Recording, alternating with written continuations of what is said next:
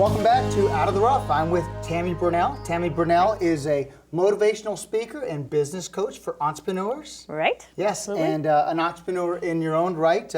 You were in the industry for 20 years, the real estate industry for 20 years. I was. Started at the ripe age of 19. Yes, and got into it. Right and, here in SCV. Yeah, and now you've done over 9,000 coaching calls. So you've been there and done that. But one thing that I'm really impressed with is that you've been on the Dr. Phil show, featured on the Dr. Phil show. I was. It was really interesting. When I opened up my own company, Turning Passion into Profits in 2009, after I left my former coaching company, ended up getting on Twitter and just trying to figure out all the social media because it was free. And I'm like, okay, I went from like 40 clients down to 0 clients, opening up my own company. Free is good. Yeah, so free is good. And ended up getting like 4,000 followers on Twitter in 90 days. And that success actually landed me on the Dr. Phil show. Yeah, and that's a Crazy. success in itself. Yeah. In 2004, you hired a business coach. Correct. Which led you to become a business coach. Exactly. Now, tell us about that experience. It was actually really funny because my very first coaching call that I had with my coach, he goes, Tammy, what do you want to do? I was selling real estate at the time, and I said, you know what? I think I want your job. And he goes, well, you're going to have to kind of kick it up, if you want my job. Right. And basically, that was a big goal of mine. And in 6 months, I actually became a real estate coach with that firm. Yeah, after and being you coached. transitioned over. Yeah, Yeah, absolutely. What a great, and you've been there and done that in the real estate industry. Now, I'll tell you, one thing about real estate is you wear a lot of hats.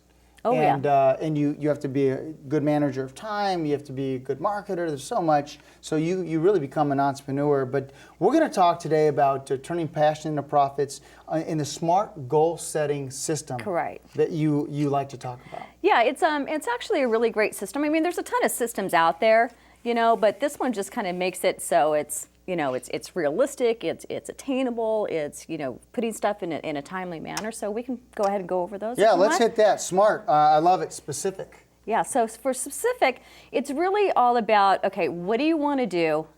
How do you want to do it? And then the big thing in that is the why. And I've always said, once you kind of determine that why, the discipline automatically comes. Because that's really what's hard. I mean, we all set goals, right? I mean, I've been guilty of it, setting a goal, and then, 3 months later, I'm like, oh yeah, I remember when I wrote this out. I kind of wanted to do that. So that's been a real challenge with, a lot of the people that I work with. So I've found if I can get them to really figure out, okay, why am I doing this? Why am I getting my butt up every day and busting my butt? For what? And it can't be, I want to pay my bills. Right. Because that's not going to get you out of bed, right? Yeah. It's got to be something bigger, whether it's a charity or, putting your kids through, Yeah, for me, my passion college. is providing for my family. Yeah, absolutely. So my wife can stay home and Exactly. and have a full-time job there. Oh yeah, that's the hardest job in the world. No doubt, but that's my why, and you have to understand that why because it makes the goals stronger. It gives you an anchor. Absolutely. Yeah. I always tell my my coaching clients that have kids, I said, you know what, share these goals with your kids and make a deal with them because we'll disappoint ourselves all day long. Sure. A lot of times.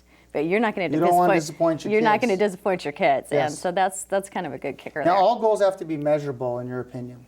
Yeah, absolutely. I mean, you definitely want to measurable. I mean, I've always said, if you can't measure your results, then how are we really going to be able to manage, where we're at? So you've got to be able to have like some sort of, I like to call it daily accountability checklist. And this is what my coach did with me. And it's super simple. It's just like a one-page form. And it's everything from, what time did I get up today? Did I eat a healthy breakfast? Did I exercise? What is that really strict morning routine? And that's what I do with the people that I'm working with. Is that you can give me that really strict morning routine. If you've got this down from the time you get up to like noon, whether it's if you're a realtor and you got a prospect and you got to follow up with your leads or whatever it is, if you have those 4 or 5 hours really productive in the morning, you're going to have a productive day. You're going to have a great day. Yeah. But if you show up at the office, now goals 11 o'clock. Yeah, you stroll in at 11, yeah. What's for lunch? Yes. Now goals have to be attainable. Some Attainable. people really, they set their goal and they're disappointed they didn't quite reach their goal. Right. Well, the first question is it attainable? Can I really do this? And for a lot of people, it comes down to the patterns, behaviors that are really holding them back. So we really, really work on that because a lot of times, 9 times out of 10, these people can do what they say on their goal, but there's something going on that's holding them back, whether it's a pattern in getting late in the office or a pattern of staying up too late, or, it could be a bigger problem like, a drinking problem, or, bad habit, hanging out the bar too long, that type of thing. Hanging out with the wrong people. Hanging out with the wrong people, absolutely. Yeah. So we have to really kind of tackle those and see how that works. And not only does it have to be attainable, it has to be realistic. Yeah, realistic. You get 2 different types of people that are setting goals. You get the people that are kind of more the analytical. They, run these spreadsheets and they redo their spreadsheets, and it's got to be realistic, for them. And then you've got the other ones that are kind of the big dreamers. Like I always say realistic is kind of boring.